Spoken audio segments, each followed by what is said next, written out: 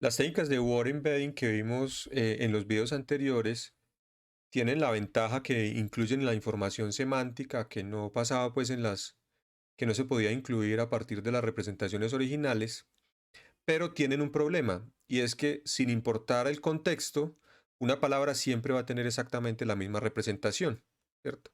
Nosotros podemos encontrar ejemplos en muchos idiomas en los que una palabra tiene diferente significado y ese significado solamente lo vamos a poder determinar a partir del contexto de la palabra. Por ejemplo, revisemos la siguiente frase. Él fue a una celda en prisión con su teléfono celular para extraer muestras de células de sangre de los internos. En este caso, miren que la palabra célula se está utilizando 3 veces, pero su significado es completamente diferente en cada una de ellas. Entonces, el problema de los word embeddings es que la representación de una palabra es estática.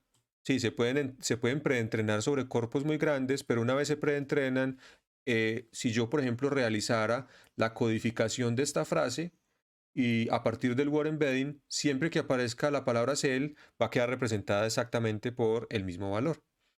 Existe entonces una propuesta que se llama ELMO, Embeddings from Language Models, que lo que intenta hacer es precisamente realizar una codificación de las palabras dependiendo del contexto en el cual se están usando y que sea variable. Es decir, que a partir de ese contexto una misma palabra pueda tener diferentes representaciones. Elmo entonces utiliza como entrada la información de las frases, pero procesa la información carácter a carácter. Es decir, para poder darle una representación diferente a cada palabra a partir del contexto en el que esa palabra está siendo usada, Elmo utiliza una tokenización a partir de los caracteres y procesa las palabras o las frases carácter a carácter. En primer lugar, lo que hace entonces es construir unos vectores de embebimiento, pero esos vectores de embebimiento están asociados a los caracteres y se realiza un proceso, digamos, de convolución unidimensional que ya lo utilizamos en el laboratorio anterior y posteriormente se pasan por unas capas densas que posteriormente van a ser utilizadas como salida para añadir 2 capas recurrentes. Se utilizan también conexiones residuales. Entonces, primero se procesa la salida de estos vectores embebidos de las primeras capas, que son unas capas convolucionales, se pasa por una primera capa bidireccional, la salida se pasa por una segunda capa bidireccional y la salida de Elmo es realmente la suma entre los primeros vectores y los vectores a la salida de cada una de las 2 capas bidireccionales. Vamos a ver una representación sencilla de cómo podríamos implementar de manera simplificada ese modelo de Elmo. En este caso, entonces, lo primero que vamos a hacer es definir un componente que va a realizar el procesamiento de las palabras carácter a carácter. Una cosa muy importante que es necesario tener en cuenta aquí es que podemos procesar, nosotros vamos a procesar una secuencia de palabras y cada palabra o cada ventana de palabras podemos hacer que se procesen a través de nuestro componente de convolucional, de tal manera que nos va a devolver un vector de embebimiento para esa palabra a partir del procesamiento de cada uno de los caracteres. Si queremos que en cada uno de los, digamos, de los elementos de la secuencia se tengan en cuenta adicional otras palabras, entonces podemos entregarle para cada ventana, podemos entregarle no solamente una única palabra, sino que podemos entregarle los caracteres asociados a esa palabra más las palabras de al lado. En este caso, entonces, lo que tenemos que tener en cuenta es que este componente va a procesar, nos va a procesar a nivel de caracteres, es decir, el tamaño del vocabulario en este caso es el número de caracteres del tokenizador. La secuencia de entrada, el input size tiene que ver con la longitud de las secuencias que va a procesar este componente, que vuelvo e insisto, puede ser cada una de las palabras que ha sido, digamos, pasada por un proceso de padding para garantizar que todas tienen exactamente la misma longitud, o incluso las palabras, añadiéndole las palabras de una palabra central, añadiéndole información de las palabras laterales. Y el embedding size, que va a ser pues el tamaño de esos vectores embebidos. Este componente lo que va a realizar entonces va a ser un proceso de convolución 1D, similar a los que ya vimos en el laboratorio anterior. Y aquí en este caso hemos definido 4 capas convolucionales. Tenemos una capa de embebimiento que tiene digamos, un número de elementos iguales al tamaño del vocabulario más 1. Ya sabemos que el 0 está reservado pues para poderlo saltar en caso de que hayamos tenido que hacer padding para poder tener todas las secuencias de igual longitud. Entonces tomamos la entrada, que en este caso va a ser la información de una palabra dentro de una secuencia de palabras.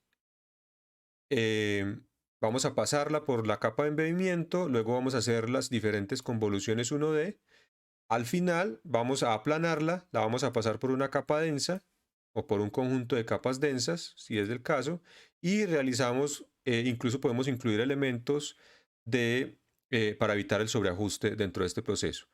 Entonces, este modelo nos va a retornar precisamente la salida de esta capa al final. Es decir, para una palabra o para un conjunto de caracteres, una secuencia de caracteres que yo le entregue, este modelo me va a retornar un vector de embebimiento. ¿Listo?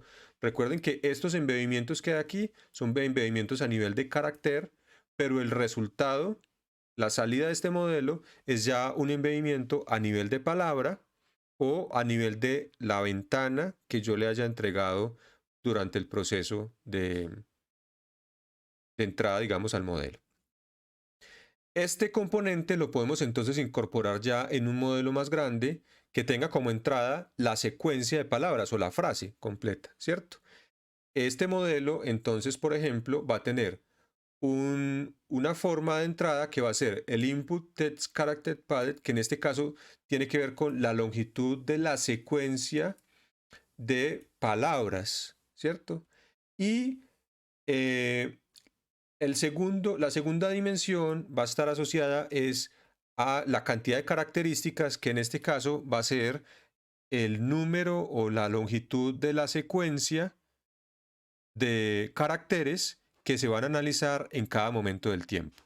¿Listo? Que son las que precisamente va a analizar mi componente de embedding. Entonces, definimos nuestro embedding, lo inicializamos simplemente y luego le vamos a pasar a través de la capa Time Distributed cada uno de los elementos de la secuencia de entrada para que él me caracterice esas observaciones y me retorne un vector de embeddings. De aquí en adelante ya podemos procesarlo como cualquier otra capa. Podemos añadir una capa bidireccional, otra capa bidireccional y podemos, por ejemplo, entonces sumar la salida de la primera con la salida de la segunda para hacer una conexión residual similar a la que teníamos en la definición de Elmo. ¿Sí? Entonces vuelvo e insisto, tenemos entonces en este caso un modelo que va a procesar una secuencia de observaciones, ¿cierto? Cada observación va a estar representada por una subsecuencia de caracteres. La subsecuencia de caracteres la va a procesar mi componente CNN Embeddings y ya la secuencia completa de los resultados de esos embeddings la va a procesar la capa bidireccional o las capas que yo añada recurrentes las capas que yo añada posterior a la utilización del embedding, ¿cierto? De esta manera yo podría entonces definir luego pues un modelo cualquiera. Aquí en adelante pues puedo adicionar las capas densas o ya las capas de salida para resolver el problema particular que estemos abordando. Existe de todas maneras la posibilidad de utilizar, por ejemplo, un modelo de Elmo preentrenado que está dentro de la librería de TensorFlow Hub. Un punto aquí importante tener en cuenta es que este modelo de Elmo solo está disponible para TensorFlow en la versión 1. Por esa razón, en este notebook al comienzo, ustedes ven que cuando ustedes lo carguen en el Colab, este notebook está definido para que utilice una versión 1. porque el modelo de Elmo no está disponible para la versión 2. Aquí lo que estamos haciendo entonces es cargar a partir del TensorFlow Hub el modelo de Elmo, ¿cierto? Una versión de modelo de Elmo. Una vez cargado, van a ver que en este caso el modelo nos recibe una secuencia de texto directamente. No tenemos que hacer el proceso de tokenización ni nada, sino que él directamente, al modelo directamente le podemos entregar una secuencia de texto. ¿Por qué podemos hacer esto? Porque recuerden que Elmo está definido a nivel de carácter. Entonces él no tiene que tener un diccionario de palabras codificado previamente, sino que él puede codificar la información de los caracteres directamente. Entonces aquí podemos ver, por ejemplo, si le pasamos esta información y él nos retorna un tensor de esta dimensión. Aquí le estamos pasando dos frases, realmente, ¿listo? ¿Sí? Separadas por coma, es una lista de dos frases. Y él nos retorna, en este caso, dos muestras, cada una con longitud 7 y cada uno de los elementos con una dimensión 1024. Ese es el tamaño del embebimiento que utiliza el modelo de Elmo que está preentrenado. ¿Listo? ¿Y por qué 7? Porque aquí tenemos entonces 1, 2, 3, 4, 5, 6. Y aquí tenemos 1, 2, 3, 4, 5, 6, 7. La longitud más larga de las dos secuencias que le entregamos es de longitud 7. Así que entonces él nos devuelve todo en esa misma longitud. ¿Cómo podemos hacer entonces para utilizar este modelo? Simplemente lo que tenemos que hacer es meter este modelo ya preentrenado dentro de una capa lambda y lo podemos adicionar a otras arquitecturas del modelo. Vamos a ver un ejemplo de utilización de Elmo explicando un problema que es muy conocido en el procesamiento de texto que se llama Name Entity Recognition. Es un problema en el que nosotros vamos a obtener una secuencia de texto como entrada y debemos darle una categoría a cada una de las observaciones en la secuencia de entrada. Es decir, es un problema de anotación de secuencias o un problema many to many, como los clasificamos al comienzo de este módulo. A cada uno de los elementos de la secuencia debemos entregarle un valor a la salida, que en este caso es una clase.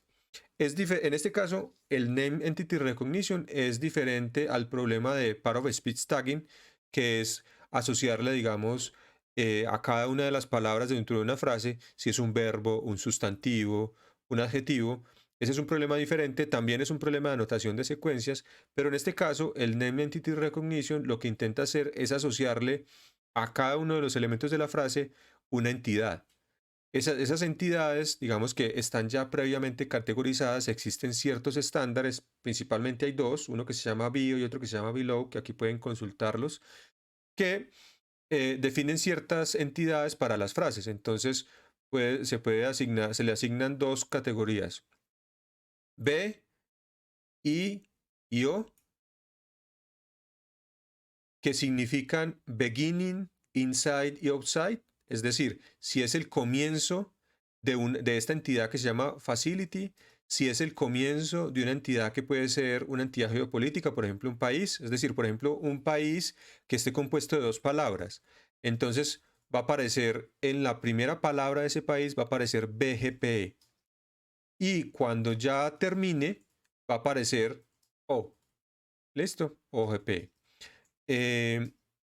Y lo mismo, si por ejemplo llegara a ser un país de tres palabras, entonces la del medio se va a llamar Inside EP, ¿cierto? Que significa entonces que es la palabra en medio de una entidad geopolítica que se está tratando de anotar ahí. Entonces, a cada uno de los elementos de la secuencia, la idea es asignarle una etiqueta dentro de estos estándares. Es decir, es un problema de clasificación donde hay tantas clases como diferentes etiquetas. ¿Listo? Entonces vamos a utilizar Elmo para resolver este problema y aprendemos entonces dos cosas al mismo tiempo. Vemos cómo resolver un problema de Name Entity Recognition y utilizamos Elmo en este caso. Entonces vamos a utilizar una base de datos que está diseñada, pues digamos, para este problema. Es una base de datos que contiene digamos, una secuencia de palabras. Aquí pueden ver la secuencia. Esta es la secuencia 47958. Todas estas son la misma secuencia, por ejemplo. Y a cada uno de los elementos de la secuencia hay un tag a la salida, una etiqueta que corresponde pues a la clase a la que debemos asignarle cada uno de los elementos. Aquí pueden ver la secuencia siguiente. Entonces aquí dice Indian y esta es una etiqueta de este tipo. ¿Listo?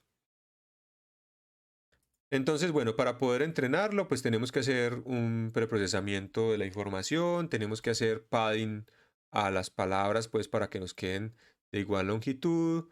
Y para eso, pues entonces aquí hay digamos, una clase de objetos que nos va a ayudar a preprocesar la información para poder entregársela al modelo. Aquí pueden ver que hemos construido un objeto en el que cada palabra tiene asociado su correspondiente salida. ¿Listo? Tiene asociado su correspondiente salida. Por ejemplo, este es British, entonces aquí tenemos GBP, etc. Listo.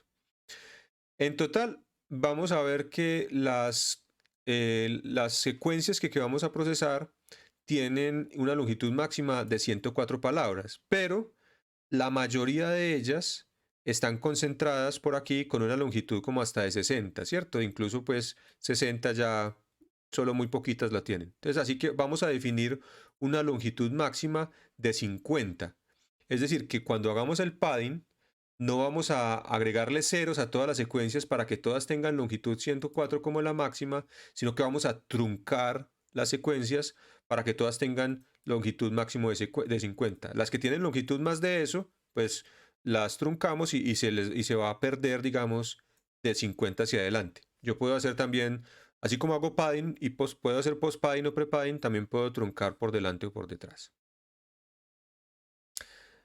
Aquí tenemos entonces, bueno, simplemente las secuencias de palabras y la manera en la que vamos a hacer el padding en este caso es adicionando una palabra clave que se va a llamar password, ¿cierto? No le adicionamos el cero porque recuerden que en este caso el procesamiento inicialmente lo vamos a hacer utilizando un embebimiento por caracteres. Entonces lo que hacemos es adicionarle una palabra con todos sus caracteres y esta es la que vamos a utilizar entonces para que todas las secuencias de palabras nos queden de igual longitud. ¿Listo? Los valores a la salida, pues es simplemente una codificación de las clases que están incluidas de los tags. ¿Listo? Realizamos una partición de los datos y luego ya simplemente, como estamos hablando de TensorFlow versión 1, pues aquí hay, digamos, unas tareas que era necesario declarar primero las sesiones. En el caso del TensorFlow 1, esto ya no es necesario, pero como estamos utilizando el Elmo en versión 1, entonces debemos hacerlo. Aquí tenemos entonces nuestro Elmo y nuestro Elmo es simplemente la capa que ya definimos hace un momento y aquí vamos a ver que ese Elmo lo vamos a meter dentro de una capa de tipo lambda. Esta es la manera en la que lo podemos utilizar. Entonces tenemos nuestra capa de entrada que en este caso va a recibir un string. Recuerden que el Elmo nos recibe la secuencia de palabras directamente, no tenemos que hacer el proceso de tokenización, sino que internamente nos lo hace. Entonces aquí le pasamos esa información a la capa de Elmo y la salida simplemente la utilizamos, por ejemplo, ya adicionamos una capa bidireccional, adicionamos otra capa bidireccional, hacemos una conexión residual entre las dos y a la salida, como este es un problema de etiquetación de secuencias, entonces tenemos una capa a la salida densa que tiene tantas salidas como diferentes tags, pero la tenemos que utilizar a través de un time distributed porque hay que aplicársela a cada uno de los elementos de la salida de la secuencia de entrada, ¿cierto? Realizamos, bueno, simplemente definimos entonces una función de costo y realizamos el entrenamiento del modelo. Y aquí estamos utilizando, voy a utilizar una librería que se llama seceval que nos permite, que tiene definidas una serie de métricas para problemas de secuencias como estas específicamente. Entonces nos hace, digamos, más sencillo el proceso de medición del desempeño del modelo. Es simplemente eso. Entonces aquí vamos a ver que de esta librería yo importé el Precision Score, el Recall, el F1 Score y un Classification Report que ya vamos a ver qué hace. Entonces aquí pueden ver el F1 Score con el Test Labels y los Predict Labels para todas las secuencias pues, que estamos analizando. Y el Classification Report me da los valores de Precision Recall F1 para cada una de las etiquetas que están incluidas dentro de las secuencias, dentro de la clasificación de secuencias que yo estoy haciendo. Entonces es muy útil porque precisamente me permite ver estos resultados todos directamente. ¿Sí? Vamos a ver simplemente pues cómo se vería una sola predicción. Digamos, vamos a tomar la secuencia 390 simplemente. Y aquí vamos a ver, esta es la secuencia completa, este es el valor real y este es el valor predicho. Obviamente reemplazando ya el valor, digamos, numérico de la predicción del modelo por el tag específico al que corresponde. ¿Listo? Entonces aquí podemos ver, bueno, en todos estos, por ejemplo, lo hizo bien, en este lo hizo bien, esto bien, aquí se equivocó, por ejemplo, ¿cierto? Es decir, definió que el... Aquí estaba hablando de pues, un tag que es org. Este es el comienzo y él consideró que todas estas dos palabras todavía estaban inside y resulta que solamente esta era inside y ya la otra no pertenecía a ese, no pertenecía a esa entidad, ¿cierto? Lo mismo acá, aquí lo hizo bien, entonces miren que en general el modelo predice, pues por ejemplo para esta secuencia, predice bastante bien, ¿listo? Solamente en modo de comparación, vamos a utilizar entonces un modelo convencional con una capa de embedding como las que ya nosotros hemos utilizado antes. Tenemos que definir una forma diferente de procesar los datos porque en este caso sí vamos a tener que realizar, digamos, todo el proceso de tokenización para poder utilizar nuestra capa de embedding convencional, ¿cierto? Entonces vamos a realizar un proceso de tokenización y ese proceso de tokenización va a ser a nivel de palabra. ¿Listo? La salida pues sí será la misma. Aquí tienen un ejemplo de cada uno de cada una de las palabras en una secuencia con su correspondiente valor a la salida y realizamos el proceso de entrenamiento. Entonces es una arquitectura similar. Después del embebimiento vamos a utilizar un 10.000, digamos, un diccionario de 10.000 posibles palabras, una salida de 1024, similar a lo que hace el Elmo, ¿cierto? Hacemos el entrenamiento, la validación y lo mismo de antes. Entonces aquí vemos el Classification Report y si ustedes comparan el Classification Report van a ver cómo el desempeño del sistema se disminuyó considerablemente. Miren que acá teníamos valores de precision que estaban 85, 74, 86, 96. Y aquí tenemos 63, 51, 59, 80. Entonces es mucho menor. Listo. Para que vean, y aquí podemos ver la predicción, las predicciones sobre la misma secuencia que analizamos antes. Y aquí vemos que aquí hay un error, aquí hay otro error, aquí hay otro error, aquí hay otro error, y así sucesivamente. Listo. Entonces vemos que hay bastantes errores más. ¿Sí? Entonces vemos cómo el haber utilizado el Elmo nos permitió obtener resultados mucho mejores que utilizando una capa de embedding convencional. Pueden analizar el código, jugar un poco con el notebook para que prueben pues, cómo fue construida la base de datos y puedan realizar entonces variaciones al experimento si lo quieren hacer.